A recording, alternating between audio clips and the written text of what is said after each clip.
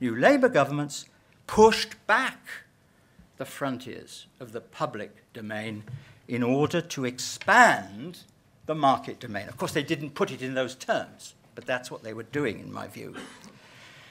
An enormous range of public assets were sold off to private purchasers, and more important, privatization went hand in hand with marketization, a long drawn-out process of institutional and ideological colonization of the public domain, uncannily reminiscent of the party state of the Soviet Union's colonization of civil society.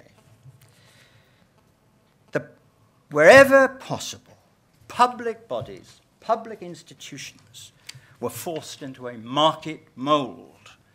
The political world increasingly took it for granted that the private corporate sector provided the sole model for the efficient management of resources.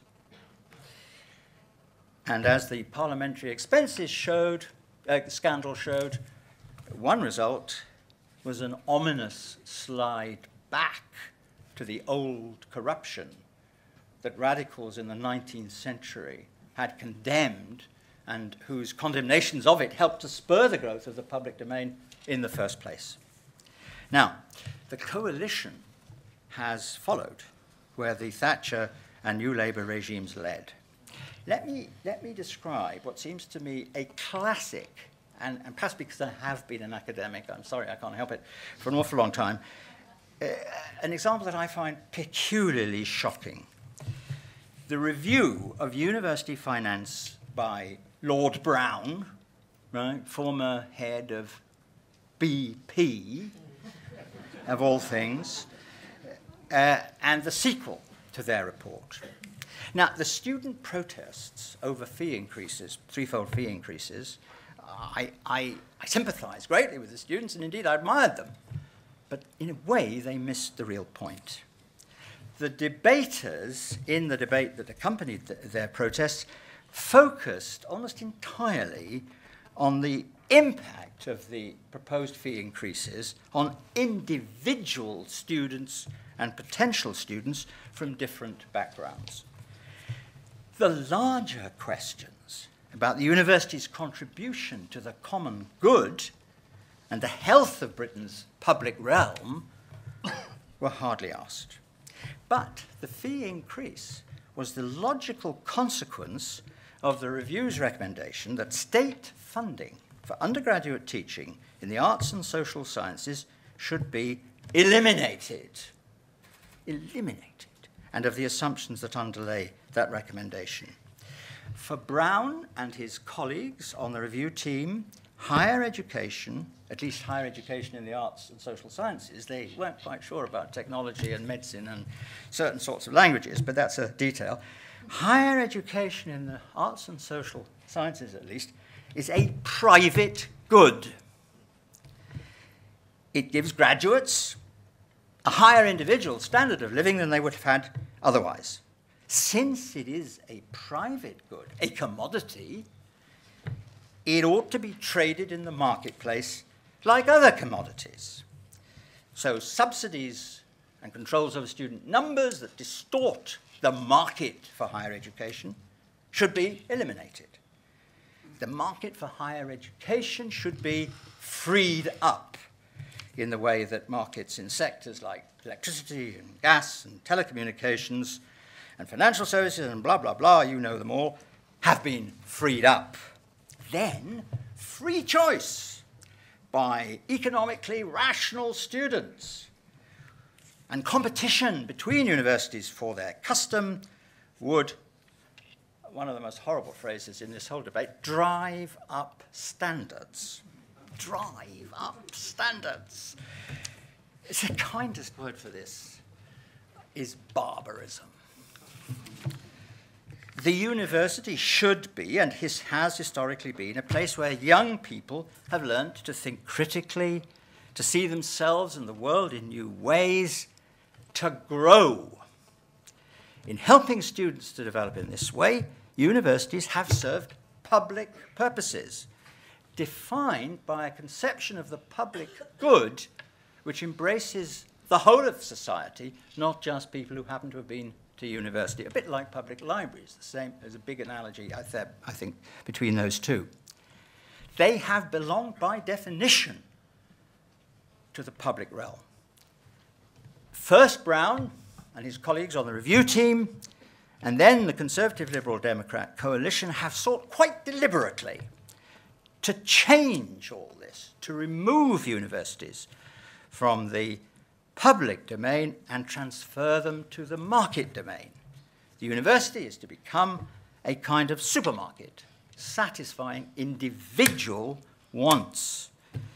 The very words public good have disappeared from the higher education policymakers' lexicon. Now, if the Brown Review were an isolated example, that would be bad enough, but of course it's not. It's part of a syndrome that goes back to the early 1980s. Michael Gove's education policies and Andrew Lansley's health white paper are other examples of that syndrome. As of now, we don't know what the full consequences will be. I think most of us probably think they won't be very nice. I certainly think they won't be very nice, but we don't know for sure. What matters is the social vision they encapsulate. At its heart, the heart of that vision, is the totemic term choice, free choice by atomistic individuals satisfying individual wants through market competition. As the Lansley White Paper puts it, people want choice. And do you know Alan Miliband, when he was defending his health policies, used exactly the same words. People want choice, he said, because we live now in a, quote, consumer age. Right. My next theme, a bit different but related, I hope you'll see, is about the distribution of resources and life chances in our society. Britain has never been, of course, an egalitarian society. But in World War II, thanks to what sometimes been called war socialism, it was more egalitarian than ever before or since. Rationing, price controls, food subsidies, free school meals, huge increases in direct taxation, and not least full employment, were responsible for this. The Labour Party was explicitly egalitarian. The Conservatives, of course, were not. But there wasn't much change in income distribution in the post-war period. Now, here I come to a horrible concept, which I don't know, dare I confess it, I'm not sure I fully understand, actually. It's called the Gini Coefficient. Now, I'm not a mathematician. Thank goodness my wife actually got a math scholarship to university many years ago, so she does understand this. Anyway, you don't need to understand it to use it. That's often the case with academic concepts. As I understand it, income equality or inequality is measured by this mysterious Gini coefficient. Basically, the higher the coefficient, the more unequal the society, the lower the coefficient, the more equal. If you had a coefficient of 0, it would mean that income was divided absolutely equally across the society. If you had a coefficient of 1, it would mean all the income went into one person's pockets. Now, I don't have the figures of the Gini coefficient before 1961, when the coefficient was 0.26. It fell very slightly in the 1970s. By 1980, it was only 0.25. But, of course, in the 1980s, inequality rose markedly. By 1990, the Gini was well over 0.3. Under Major, it stabilized. Under New Labour, it rose again. Not as far or as fast as under Thatcher, but still significantly. By 2007 to 8, it was 0.36, much lower than the United States, but higher than all EU member states except Greece, Lithuania, Latvia, Portugal, and Romania. And of EU member states, the UK was then 8th in the numbers living in poverty. Only Italy, Ireland, Portugal, Slovakia, Greece, Spain, and Estonia had more. So the summary position is this. The UK has become more unequal in income distribution since the mid-80s, and it's more unequal now than it was when New Labour came to power. The trend towards greater inequality has continued irrespective of the party in power. Secondly, the UK is an outlier in Europe, both on poverty and on income distribution. Only a fringe of countries on the periphery have more poverty and less income equality. We have more poverty and more inequality than any country in what you might call heartland continental Europe. Now, I want to make one point very clear. I'm not saying that this happened because evil New Labour ministers knowingly betrayed their egalitarian convictions. I don't think that's true at all. It happened, in my view, because they were dazzled by the fetish of economic growth and assumed that this turbo-capitalism was the only sure path towards it.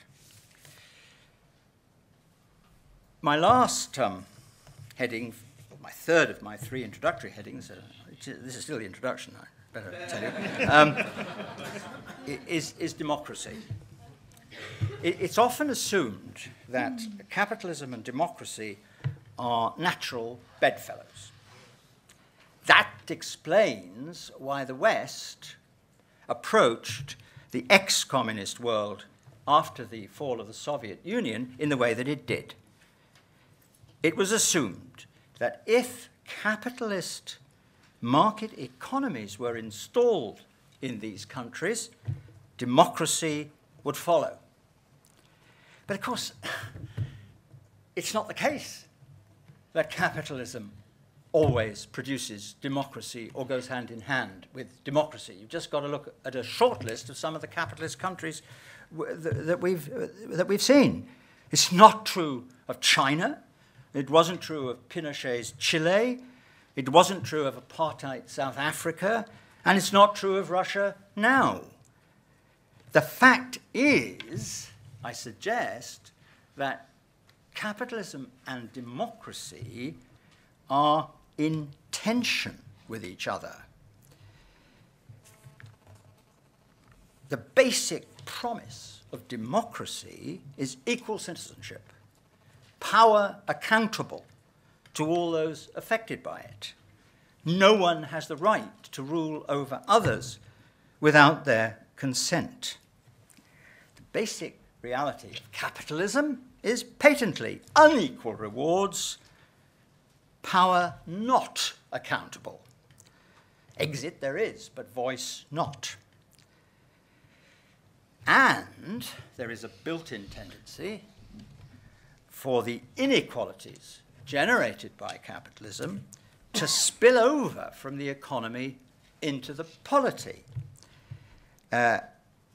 Unequal resources for political competition undermine the promise of equal citizenship.